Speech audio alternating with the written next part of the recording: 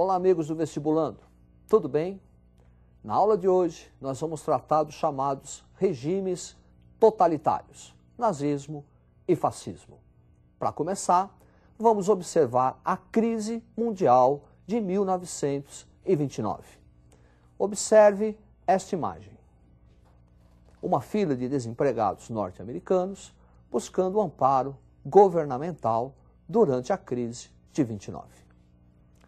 A crise de 1929 iniciou-se nos Estados Unidos da América após o declínio do chamado milagre americano. Quando acabou a Primeira Guerra Mundial, os Estados Unidos da América tornaram-se uma potência hegemônica.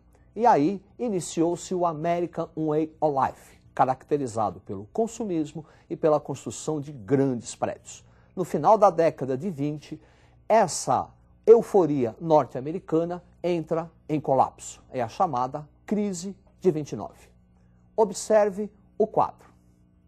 Crise de 29, primeira grande crise do capitalismo no século XX, caracterizado pela superprodução. As indústrias continuavam a produzir, no entanto, o consumo diminuiu em virtude do desemprego, especulação financeira e a queda da Bolsa de Nova York. A crise de 29, como os Estados Unidos da América já eram uma potência hegemônica, a crise começa nos Estados Unidos da América e se espalha por todo o mundo. Vamos observar as consequências desta crise. Observe o quadro. Efeitos da crise de 1929. Desemprego em massa, miséria e início da chamada economia dirigida. É o fim do liberalismo econômico, é o fim da liberdade econômica. Nos Estados Unidos da América, o início dessa economia dirigida será implantada por Franklin Delano Roosevelt, adotando o chamado New Deal. Vamos observar o que foi esta política econômica. Observe o quadro. New Deal, caracterizado pela intervenção do Estado nos assuntos econômicos, com o objetivo de recuperar a economia e fortalecer o capitalismo. O New Deal resulta no fortalecimento do Estado. Por quê? Porque algumas práticas políticas antes, que seriam executadas pelos governos estaduais, passaram a ser executadas pelo governo federal, como a prática do seguro-desemprego e a construção de grandes obras públicas. O início dessa economia dirigida e o colapso do liberalismo econômico vão fortalecer, principalmente na Europa, os chamados regimes totalitários, nazismo e fascismo. Vamos observar os principais aspectos do totalitarismo. Observe o quadro. Totalitarismo, então, caracterizado pelo forte nacionalismo, militarismo, desenvolvimento da indústria bélica, regime antidemocrático, antiliberal, intervenção do Estado nos assuntos econômicos, e antimarxista. São regimes para conter o avanço da esquerda, o avanço do socialismo e frear as manifestações operárias. O primeiro grande regime totalitário vai surgir na Itália. É o chamado fascismo. Observe esta gravura. Benito Mussolini e uma frase famosa: tudo para o Estado, nada contra o Estado, ninguém fora do Estado. Daí o termo totalitarismo. A participação do Estado na vida do indivíduo é total. O regime fascista vai ser implantado na Itália em virtude de algumas causas, algumas consequências típicas do regime italiano. Observe. Fascismo italiano, caracterizado pela crise socioeconômica, por qual passava a Itália após a Primeira Guerra Mundial. Inflação, desvalorização monetária, desemprego, carestia.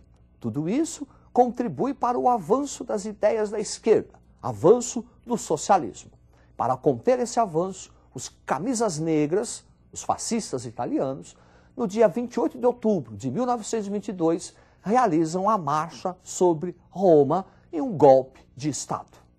A partir desse golpe de Estado, Benito Mussolini vai implantar o regime fascista, um regime caracterizado pela supressão das liberdades individuais.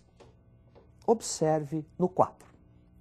Regime fascista caracterizado pelo uso do terror e violência, principalmente pelos camisas negras, corporativismo, que seria uma aliança entre os interesses da classe patronal e da classe trabalhadora para evitar lutas de classes, Carta do Trabalho, onde algumas conquistas serão dadas aos trabalhadores, como jornada de trabalho, regulamentação do trabalho infantil e feminino, como forma de esvaziar o movimento operário, e a supressão dos direitos e das liberdades individuais. Proibida a organização sindical e, portanto, as greves. Um outro regime totalitário surgiu também na Europa, na Alemanha. Observe esta figura, Adolf Hitler e o slogan da propaganda nazista: tu não és nada, teu povo é tudo. O nazismo surgiu na Alemanha também em virtude da crise financeira e econômica pós-Primeira Guerra Mundial. Observe a tela. Ascensão do nazismo, crise socioeconômica da Alemanha após a Primeira Guerra Mundial, reforçada pela crise de 1929, representou um avanço da esquerda alemã. Para conter esse avanço, a direita, o grupo conservador alemão, conseguiu a eleição de Adolf Hitler. Observe duas coisas. A primeira, o fascismo não tem nenhuma relação direta com a crise mundial de 1929. Os fascistas chegaram ao poder em 1922. Os fascistas chegaram ao poder através de um golpe de Estado, Marcha sobre Roma. Já o nazismo tem uma relação direta com a crise mundial de 29, que acentuou a crise econômica da Alemanha, e Adolf Hitler chega ao poder através das regras democráticas. Nazismo e fascismo apresentam muitas semelhanças, como o militarismo ou nacionalismo. No entanto, existe uma diferença essencial. Observe o quadro. O regime nazista e a superioridade da raça ariana, ideia que afirmava que os arianos são superiores, acentuando assim o preconceito racial. Início de uma perseguição sistemática a judeus, ciganos, negros, homossexuais, a qualquer um que degenerasse a raça ariana. Dessa ideia desenvolveu-se a doutrina do espaço vital, que consistia numa expansão territorial, na ocupação do espaço geográfico para o desenvolvimento dessa raça ariana. É desse expansionismo que nós vamos encontrar uma das causas para a Segunda Guerra Mundial. Vamos observar os mecanismos de sustentação da ditadura nazista. Observe o quadro. Então, ditadura nazista, sustentada pelo Partido Nazista, pela SS, que é o braço armado do Partido Nazista, a Gestapo, uma polícia especial, polícia do Estado, e o Ministério da Propaganda, dirigida por Goebbels. Assim, nazismo e fascismo vão, de alguma forma, contribuir para a recuperação da economia italiana e alemã, principalmente com o desenvolvimento da indústria bélica. Ainda na Europa, vai surgir um outro regime totalitário de direita, na Espanha. Observe o quadro. Guerra Civil Espanhola começou em 1936 e acabou em 1939. Dois grupos. De um lado, a Frente Popular, um grupo de esquerda, socialistas, comunistas, anarquistas contra o avanço do fascismo e que receberá apoio da União Soviética. Do outro lado, Falange, grupo conservador, apoiado pela burguesia, pelo exército e pela igreja. Esse grupo, na Guerra Civil, receberá apoio da Itália e Alemanha. No final da Guerra Civil, vitória da Falange e ascensão de Francisco Franco. Generalíssimo Franco, inaugurando assim a ditadura franquista, que em alguns aspectos se diferencia dos regimes nazi-fascistas. Observe. Franquismo, supremacia do exército e não supremacia do partido, e um clericalismo acentuado, uma forte influência da Igreja Católica nos assuntos políticos. Também ainda na Europa, nós vamos ter a ditadura de Salazar. Antônio de Oliveira Salazar, que assume o poder em Portugal em 1928, e essa ditadura vai se estender até 1974, abril de 74, com a Revolução dos Cravos. Vimos, portanto, até agora os regimes totalitários de direita, mas também poderemos falar dos regimes totalitários de esquerda, o comunismo. Observe a tela.